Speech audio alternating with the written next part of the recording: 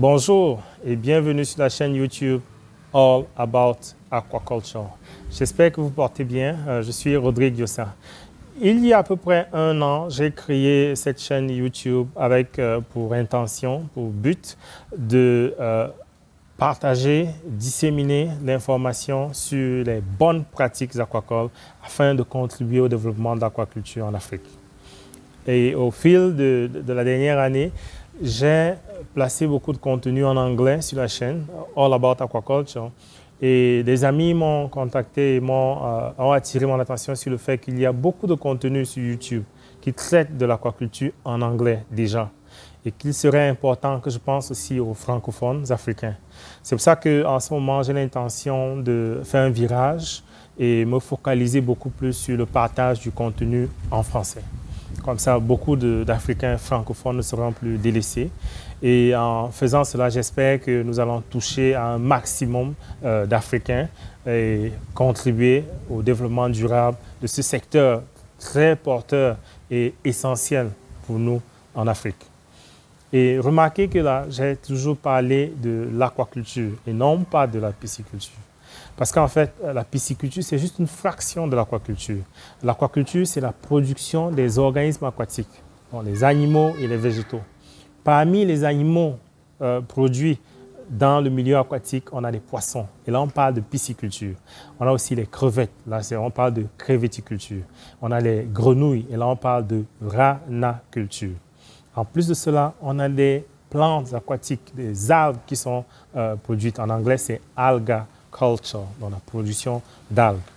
Et notre but à travers cette chaîne, c'est d'apporter de telles précisions et de faire en sorte que, avant que tout promoteur aquacole se lance dans cette activité, qu'au moins le langage soit un langage soutenu dans le domaine, de façon à savoir exactement de quoi on parle.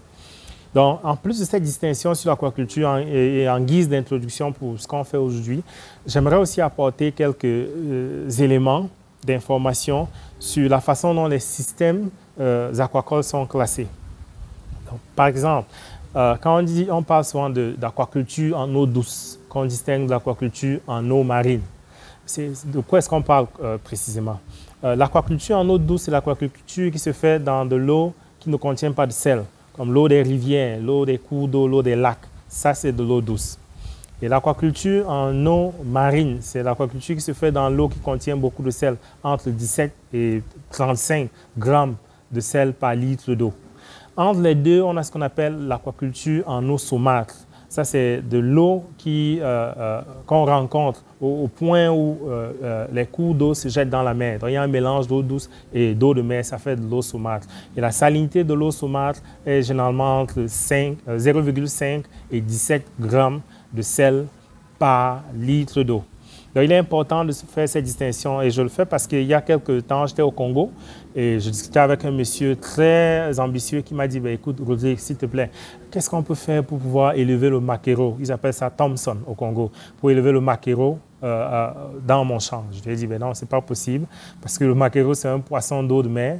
Vous pourriez le faire, mais ça vous coûterait très cher de faire des installations où vous produisez de l'eau marine artificielle pour pouvoir maintenir ces poissons. Vous ne pourriez pas faire du profit en essayant d'élever un poisson marin qui est comme le maquereau dans vos systèmes où vous fabriquez de l'eau salée. Ça, ce serait pas rentable. Et il a compris et ça a attiré mon attention. Je me suis dit il fallait que j'échange avec vous sur ce sujet pour que les gens puissent faire la distinction.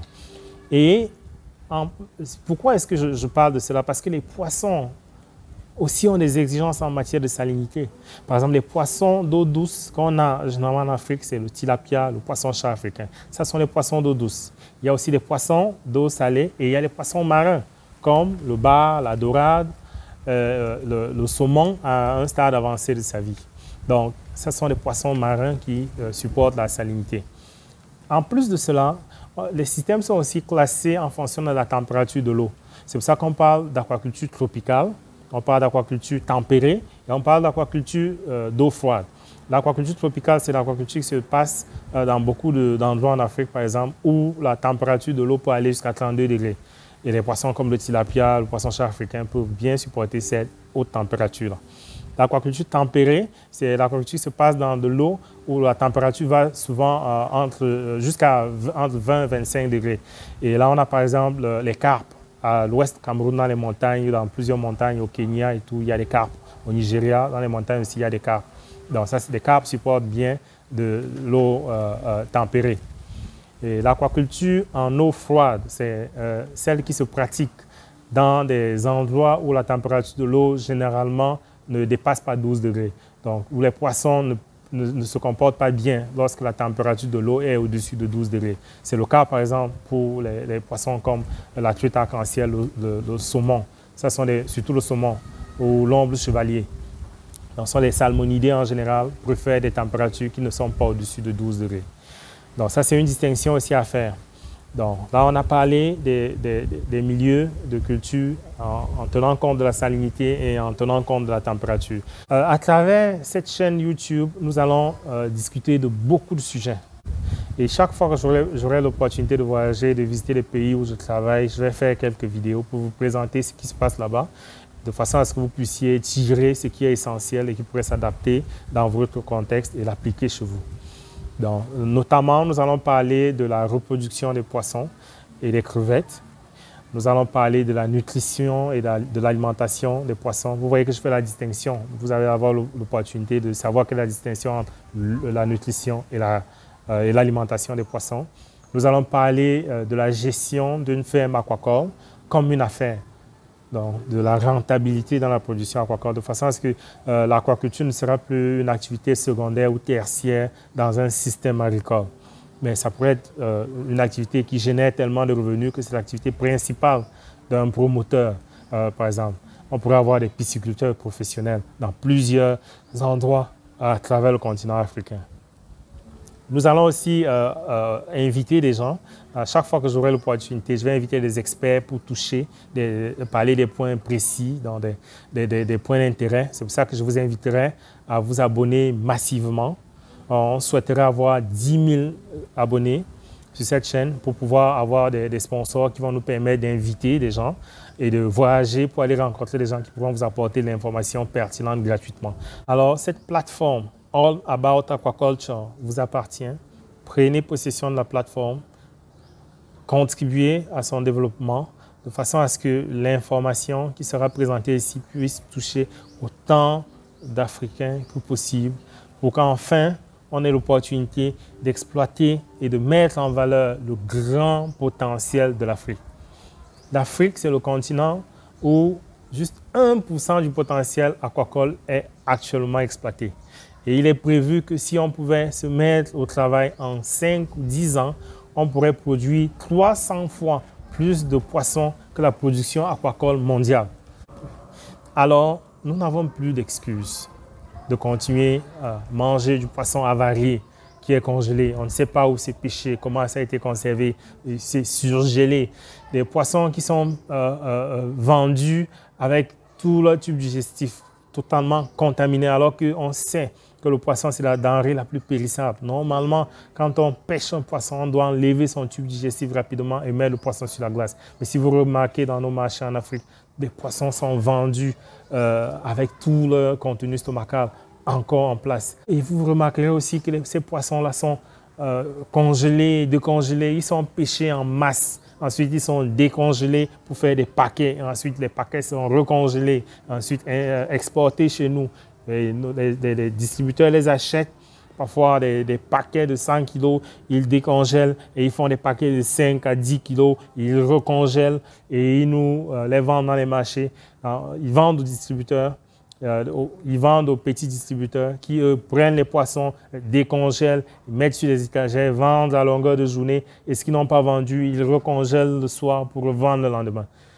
On ne peut plus se permettre en 2021 de subir les exportations de poissons sur le continent africain. Il est temps qu'on se réveille. Et on a des experts dans le domaine.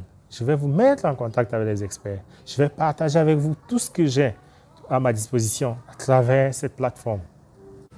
Nous ne pouvons plus nous permettre d'attendre éternellement que les Occidentaux, les donateurs, les projets viennent et contribuent à développer. Il y a de l'information qui existe. On a des experts africains. Je vous mettrai en communication avec ces gens. Je vous apporterai l'information nécessaire. Ça fait plusieurs fois que je le dis parce qu'il est important qu'on se le dise à plusieurs reprises pour pouvoir s'engager pleinement dans cette voie. Je vous remercie pour votre attention et j'espère que dans quelques semaines, quelques mois, nous atteindrons les 10 000 abonnés pour pouvoir inviter les experts, pour pouvoir aller rencontrer les experts qui vont nous permettre de partager gratuitement de l'information sur cette chaîne YouTube. All about aquaculture. Tout sur l'aquaculture au profit de l'Afrique. Merci.